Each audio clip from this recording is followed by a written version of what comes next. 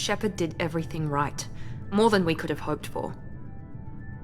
Commander Shepard uncovered the truth. And still, it's not enough. We're at war. No one wants to admit it, but humanity is under attack. But they're sending her to fight Geth. Geth! We both know they're not the real threat. The Reapers are still out there. And it's up to us to stop them. The Council will never trust Cerberus. They'll never accept our help, even after everything humanity has accomplished. But Shepard, they'll follow her. She's a hero, a bloody icon. But she's just one woman. If we lose Shepard, humanity might well follow. Then see to it that we don't lose her.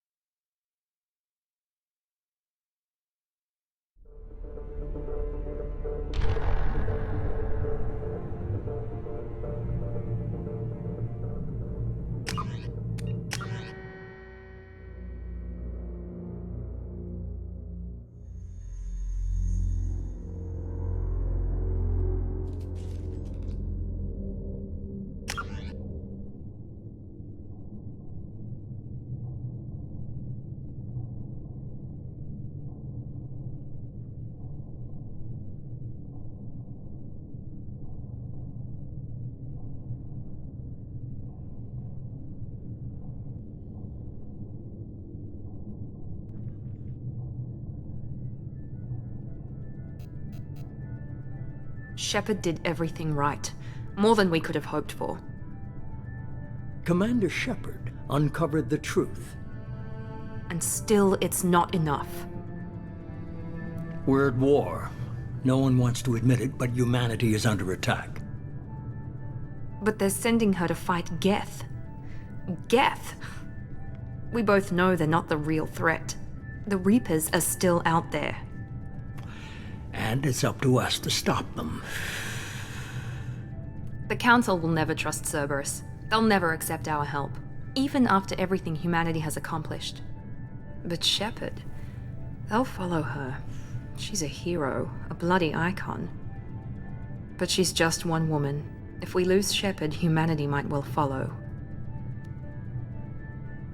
Then see to it that we don't lose her.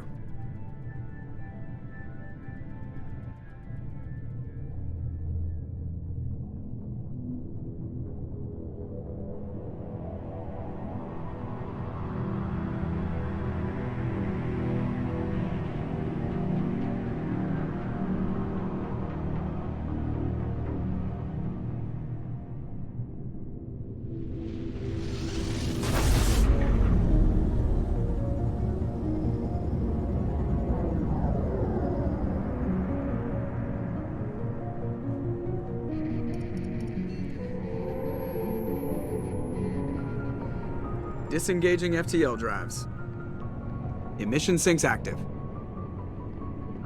Board is green. We are running silent. We're wasting our time. 4 days searching up and down this sector, and we haven't found any sign of Geth activity. 3 ships went missing here in the past month. Something happened to them. My money's on slavers. The Terminus system is crawling with them. Picking up something on the long-range scanner. Unidentified vessel. Looks like a cruiser. Doesn't match any known signatures. Cruiser is changing course. Now on intercept trajectory. Can't be. Stealth systems are engaged. There's no way a Geth ship could possibly... It's not the Geth. Brace for evasive maneuvers!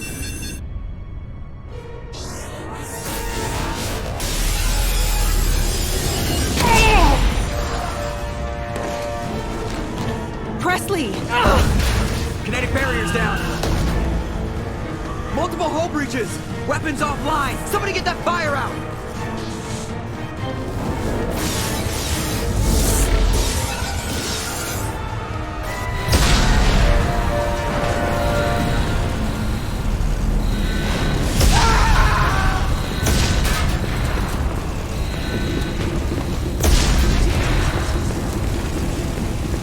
Shepard! Distress beacon is ready for launch. Will the Alliance get here in time?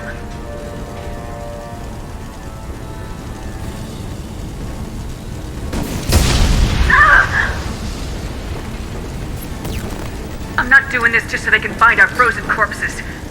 Get everyone onto the escape shuttles. Joker's still in the cockpit. He won't evacuate. I'm not leaving either.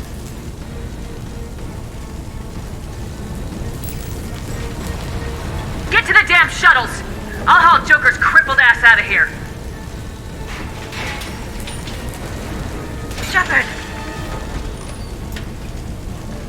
Get the hell out of here!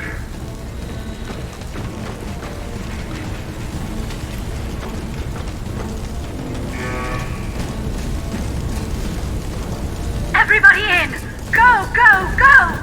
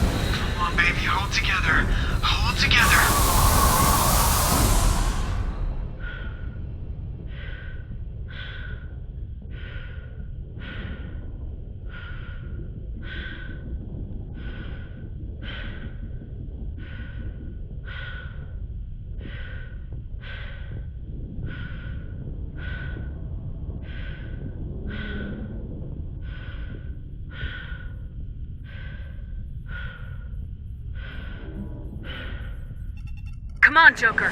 We have to get out of here. No, I won't abandon the Normandy. I can still save her. The Normandy's dead, just like us if we don't get the hell out of here. No, we just have to... Oh no. They're coming around for another attack.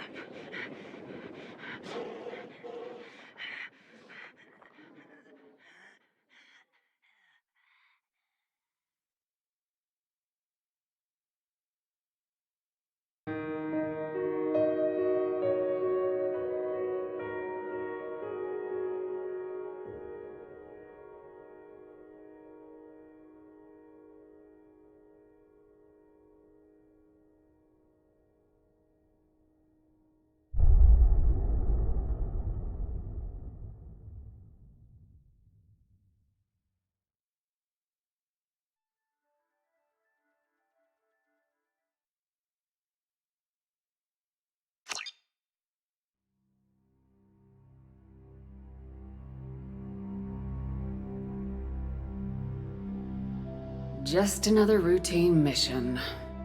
Why do they always say that before a mission? Of course it's routine, you haven't done anything yet. It's everything that happens along the way. The choices you make, the paths you choose, that turn the routine into anything but. Of course, that's how it started. A routine mission, answering a distress call. And look where that got me. We were testing out the Normandy, Captain Anderson's new ship, when the distress call came in. An Alliance patrol on Eden Prime had been attacked. They'd seen something they couldn't explain. And whatever it was massive. I hit the ground with my lieutenant, Caden Alenko.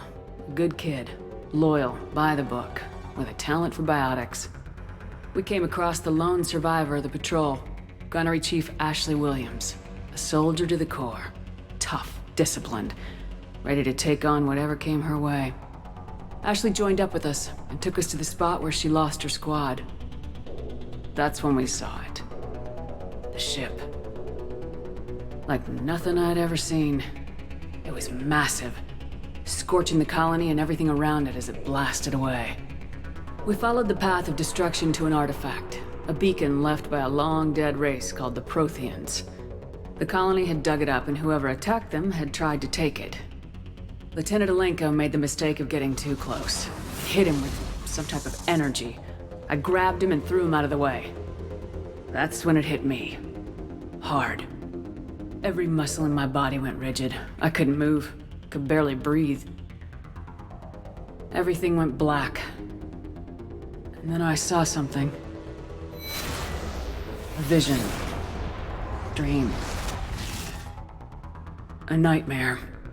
By the time I woke up, we were halfway to the Citadel on our way to meet the Council. I was expected to explain what I'd seen. Anderson came along.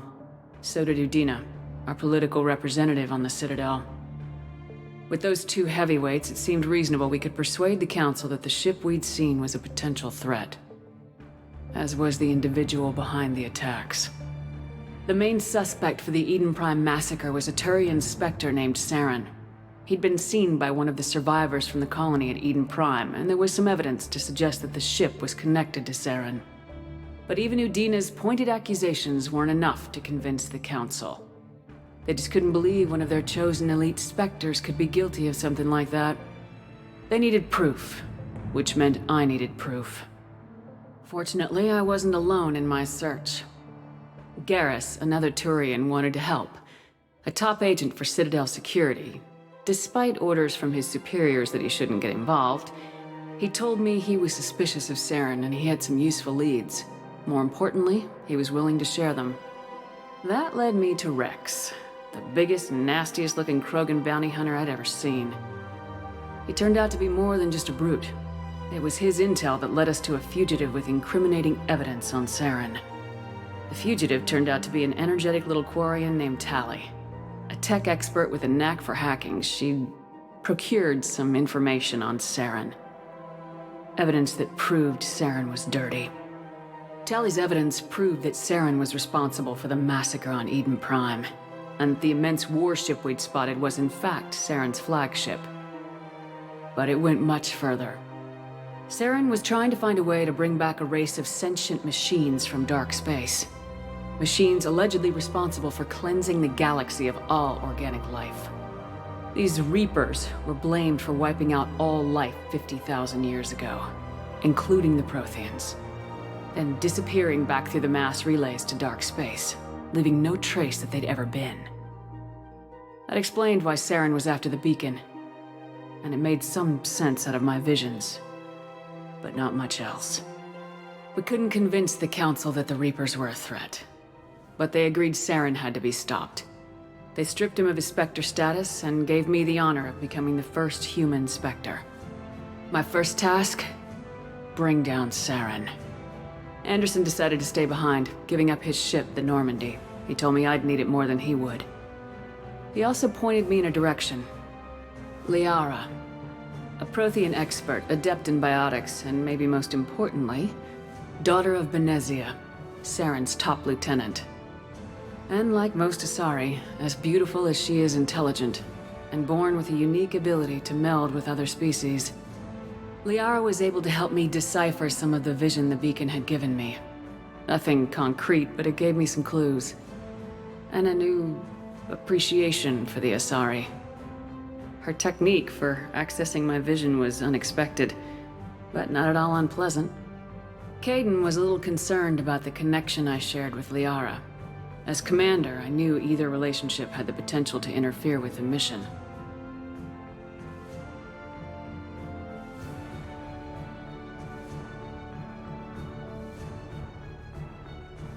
I told Liara about how I felt. Apparently, she felt it too. But we agreed we wouldn't let it get in the way of our mission, finding Saren. Thanks to Liara's help, we had our next lead, Benezia. Saren had taken her to Noveria, where he'd enslaved the queen of a dangerous race of insect-like creatures, the Rachni. He ordered Benezia to use the same technique Liara had used on me to extract information from the Rachni queen. Queen's drones were everywhere, and they were not happy. We had to fight through hundreds of them to get to Benezia.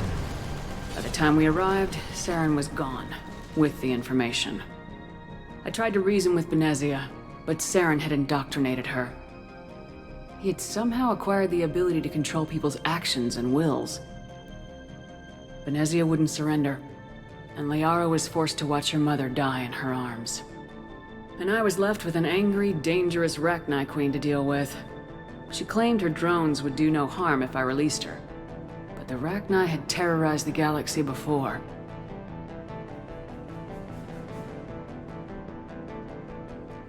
I couldn't do it. I wouldn't doom an entire species for past sins. And the queen was true to her word. She left and took her army of drones with her. With Saren's top lieutenant dead, he was quickly running out of time and places to hide. I tracked him down at his base on Vermeer, but we soon learned it was more than a base of operations. It was a breeding ground. Saren was breeding an army of Krogan. He'd found a cure for the genophage, a disease inflicted on the Krogan to prevent them from breeding and taking over the galaxy. But the Krogan Saren was breeding were slaves, mindless beasts that obeyed Saren's will. I had to destroy the base and all its research. Rex disagreed, violently. Rex wanted the genophage cure for his people. I tried to convince him to help me destroy it, that these Krogan weren't real. But he wouldn't back down.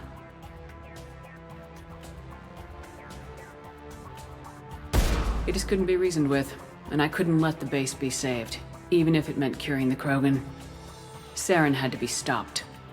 When we finally got to the center of the base, I realized just how close Saren was to completing his plan. He was already in communication with the Reapers. Sovereign, Saren's flagship we'd all assumed was just a ship, was a Reaper. It spoke to me, threatened me. I could feel the menace it had for every living thing. It wanted me dead. It wanted us all dead. And I knew it was capable of doing just that. What I couldn't understand was why Saren would help it. But there was no time to think about it. Sovereign knew where we were. We had to destroy the base and get the hell out. I split my team into 2 squads, sending Ash with one and Kaidan with the other as a distraction. We had a nuke and we planned to use it. Before we could detonate the bomb, Saren showed up. We fought. I stalled him to make time for my team. And in talking to him, I realized the truth. It wasn't Saren who was indoctrinating everyone. It was Sovereign, the Reaper. And Saren was in deeper than all of them. He tried to convince me he was still in control. Said he'd found a way to reduce the Reaper's influence, but he was kidding himself. Or believing the lies Sovereign was telling him. Before I could convince him to stop, he ran, leaving me just seconds to extract my squad mates. I tried, but it wasn't fast enough. I could only save one of them. Ash was a good friend, and a great soldier. But I had to choose, and I chose Kaidan. That was the last time Saren would slip away from me. I knew then, the next time we met, one of us would die. With my team mostly intact, we chased Saren and his army to Ilos, a long-lost planet that had once belonged to the Protheans. As we prepared for what we knew would be a desperate fight, I spoke to my crew. We were just one ship, against Saren's growing army. I assured them all that despite the odds, we could defeat him. But Liara saw through my words. She knew I was hurting after Ash's death. She could sense my doubts. We both knew this mission could be our last. Until that moment, we put our feelings aside for the sake of the mission. But why wait? We gave in to each other. And it was perfect. While it lasted. We arrived on Ilos close behind Saren. Once on the planet, we discovered a Prothean databank that helped me put the final pieces of my vision together. The Reapers had come 50,000 years ago, and every 50,000 years before that, each time purging the galaxy of life. The Protheans had fought and died like every species before them, but a few survived long enough to leave a parting gift. The Protheans had discovered that the Citadel was the key to controlling the mass relays. By sabotaging the Citadel, they found a way to close the relays to dark space, slowing the Reapers' return, giving us the time we needed to find a solution to stop the Reapers once and for all. Saren knew this. He was leading his army to take control of the Citadel and re-establish the relays to dark space, bringing the waiting Reapers here to destroy us all. We followed him to the Citadel. It was intact, but heavily damaged. He had caught the Council fleets by surprise, and they were only now regrouping. And with Sovereign as his flagship, there was little hope that the fleets could counterattack with enough strength to take back the Citadel. But Saren was done running, and I was done chasing him. As the Alliance and Council fleets battled Saren's army outside the Citadel, I cornered the Turian bastard in the Citadel tower and confronted him. He died believing that the Reapers would save him. As I fought to regain control of the Citadel, the Council's flagship, the Destiny Ascension, fell under attack. Despite Saren's death, Sovereign and Saren's army continued to fight. The Council was aboard the Destiny Ascension and they were requesting assistance. But I knew in order to help them, I would have to put our Human Alliance fleet in jeopardy.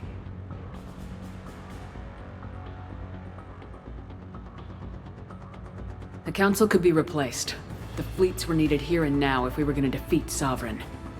Even with the Citadel back in my control, Saren defeated and the Normandy leading the combined galactic fleet, the battle against Sovereign, a single Reaper, was relentless. It took the combined fleets of humanity and the other races, but in the end, Sovereign fell. But the costs were immense.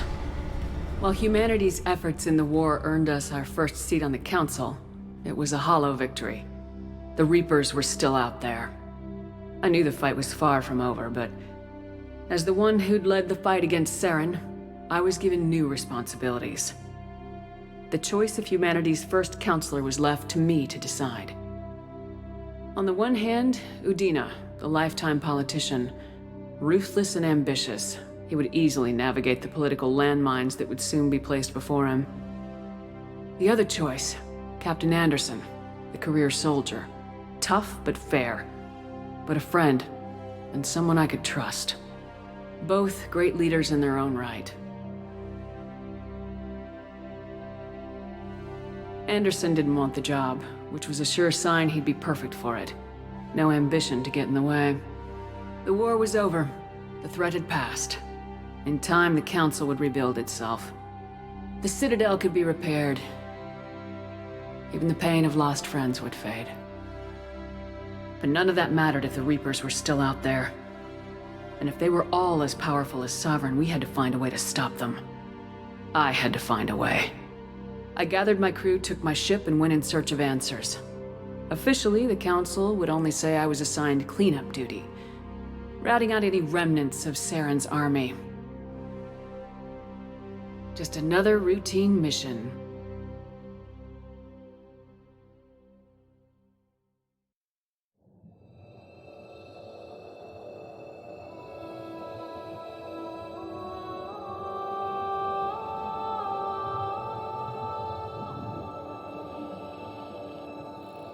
Commander Shepard has been recovered.